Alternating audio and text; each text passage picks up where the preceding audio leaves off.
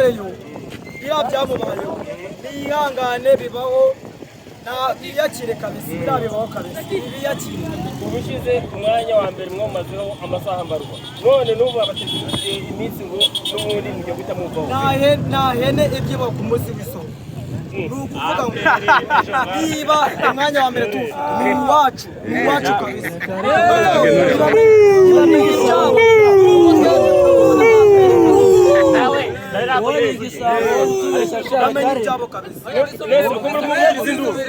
ni ngombwa uyu munsi muraje muvaho kagara batini cyumweru kimwe kirangiye muvaho wigenda garukiraho kemuri hasi na bitatu kubusa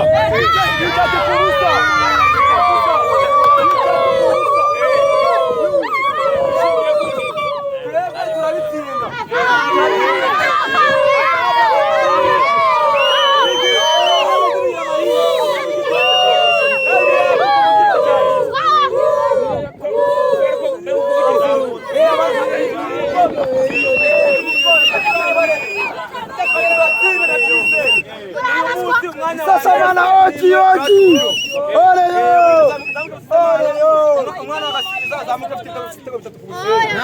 wizeye bane batsindira Haji atanga assiste Abedi kile atanga assiste Abedi biramahera afite igitego Adama Bagago afite igitego uwo bita Basane kuranya bitatu rimwe ariko icyizere bari mu gikureho turagite cyane ntabwo dufite icyizere ikipe ya Rutsiro mbere na mbere kino kibuga twayirukanyije gukorera iwabo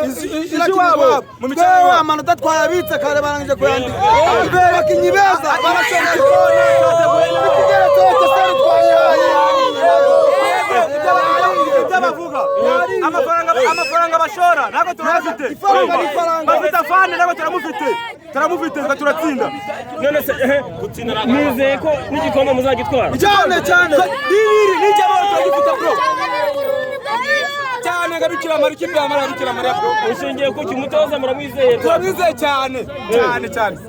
bitatu kubusaraje bitsinze oya ni bitatu kwa mudufasha Rutsiro mwisubizi wabo kadukane bitatu ariko abandi bari hano basiye nibaze bari hano hasi abandi bari aya manota atatu umunsi mwiza kwecyura jewe nakubwiye ngo navuye gusamana mu Gasiza nitwara dukunda Etienne aka Onana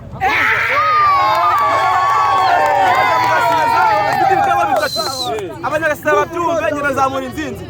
uyu munsi saa 11 unshake ngoreze interview ubwo match yarangiye kubareba yarangije aba unshakire rujugira umunshakire anga ndabiza arahari tuje gusabana none ko abafana n'amatujemo baje gushyikira intensity batumye nabi uwo batumye